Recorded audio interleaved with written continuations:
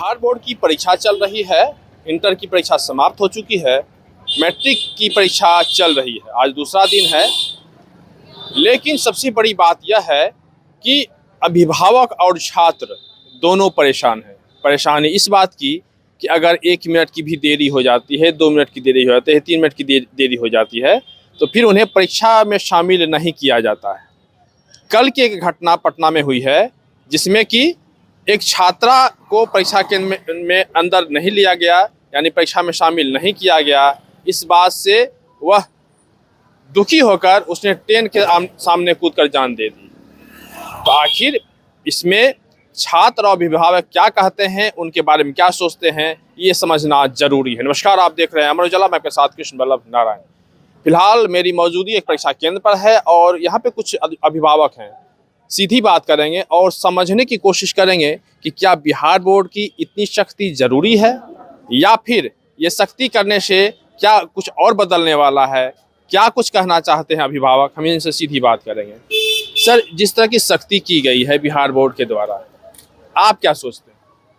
नहीं, सख्ती तो सही है, लेकिन 2-3 मिनट देर के चलते जो है अगर किसी बच्चा को निष्कासित किया जाता है, ये गलत बात है।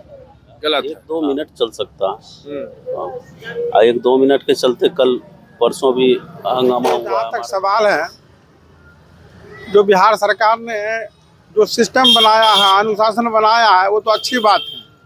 लेकिन अगर इसमें बहुत से विद्यार्थी लेट होते तो ये दिक्कत है। अगर 1-2 विद्यार्थी है, 4 विद्यार्थी चल सकता है, 1-2 विद्यार्थी ना। लेकिन समय का पालन तो करना जरूरी है, अनुशासन का पालन तो करना जरूरी है। बिना अनुशासन का तो विद्यार्थी भी कहेगा कि 10 बजे लगेगा, 1 घंटा बाद जाएंगे, आधा घंटा बाद जाएंगे, परीक्षा में बचने देगा। जब अनुशासन होगा तो विद्यार्थी को भी समझ में आएगा कि नहीं, अनुशासन है, परीक्षा में समय सकाल होते हुए हम पहुँचें और परीक्षा दें, ताकि उनके माथा में रहे सब मस्तिष्क में। अनुशासन हमको सभी दिन चाहिए और अनुशासन रहना जरूरी है। घर में भी अनुशासन होना चाहिए, बाहर भी अनुशासन होना चाहिए। जब तक अनुशासन नहीं होगा तो बच्चे बिगड़ता चले जाएंगे। इसीलिए अनुशासन ठीक है, लेकिन अगर 2-4 बच्चे हैं तो उनको कम से कम रिक्वेस्ट करके ले लेना चाहिए अंदर। परीक्षा केंद्र पे टाइम दिया जाता है सभी को पहुंचने के लिए, 1 बजे से लेके और 1:30 बजे तक सेकेंड शिफ्ट के लिए। इसके अंदर 1-2 मिनट नहीं, लगभग 30 मिनट का गैप दिया जाता है। उसमें नहीं होना चाहिए ऐसा कि जो 1-2 मिनट का जो लेट आए, यानी 1:30 बजे के बाद आए सेकेंड शिफ्ट में, उसको अंदर नहीं लिया जाए। ऐसा हम देखे हैं, यहाँ का स्टाफ सपोर्टिव है और 1-2 मिनट लेट के बाद भी यहाँ पर अंदर लिया जाता है। चलिए, यहाँ पे थोड़ी सी मैंने गनीमत है कि जो यहाँ के जो स्टाफ हैं इस बात को समझते हैं। हाँ, यहाँ पे स्टाफ सपोर्टिव है और सारा जगह पर हमने जहाँ देखा है, मैंने कुछ साल पहले ही दिया था, वहाँ सारा जगह स्टाफ सपोर्टिव ही रहता है लगभग केंद्र पे। और कहीं 1-2% तो ऐसे ही। आप प्रभावशाली रहे हैं कि वहाँ पे ऐसा है, लेकिन कई जगहों पे देखा गया कि जो अंदर नहीं जाने दिया। नहीं, इसमें आधा घंटा का टाइम दिया जा रहा है। लगभग सेकेंड शिफ्ट का बात मैं कर रहा हूँ, 1 बजे से 1:30 बजे तक आधा घंटा, वो आधा घंटा मैक्सिमम है। और आपका पूरा दिन बचा हुआ है, 1 बजे से पीछे पूरा दिन बचा हुआ है। आप कभी भी 12 बजे पहुंच सकते हैं, 11 बजे पहुंच सकते हैं, 10 बजे। अगर रास्ता में आ रहा है स्टूडेंट, गाड़ी घोड़ा के कारण कहीं पे जाम लग गया या कुछ भी हुआ, तो 2 मिनट 5 मिनट तक के लिए एंट्री होना चाहिए सर अंदर। ठीक है, 10-15 मिनट तो कम से कम 10 मिनट 15 मिनट तो रहना चाहिए कोई भी बच्चा के लिए। मतलब दूर से कोई आ रहा है या नज़दीक में ही है, वही सड़क हादसा का कोई ठिकाना नहीं रहता है, किस समय जाम है, कुछ भी है।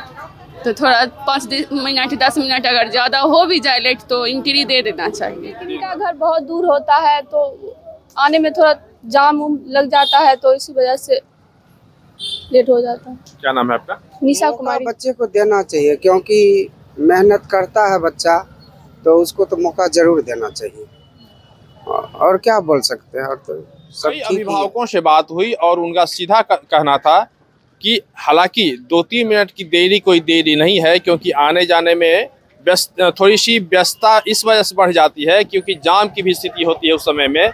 ऐसे में जो परीक्षा केंद्र हैं उनको थोड़ा सा विचार करना चाहिए। वहीं दूसरी तरफ अभिभावक का यह भी कहना है कि बच्चों को अनुशासन सीखना ज़रूरी है। ऐसे में समय से पहले वो परीक्षा केंद्र पर मौजूद हो, यह ज़रूरी है। इसलिए जिम्मेदारी दोनों की होती है कि जो छात्र हैं और अभिभावक हैं समय से कई घंटे पहले घर से बाहर निकले अगर परीक्षा केंद्र दूर है तो।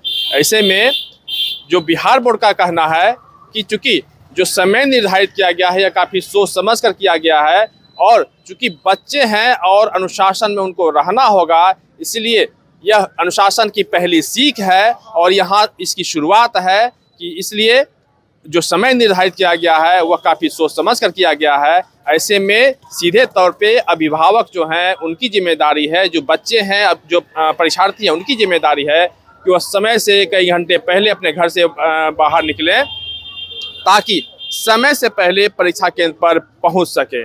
ऐसे में अगर समय से पहले अगर आते हैं तो निश्चित रूप से जिस तरह की परेशानी हो रही है और जिस तरह की सख्ती की गई है, ऐसे में इस तरह की परेशानी नहीं होगी और सभी बच्चे समय पर उनको आने की आदत होगी और यह आदत लाना जरूरी है।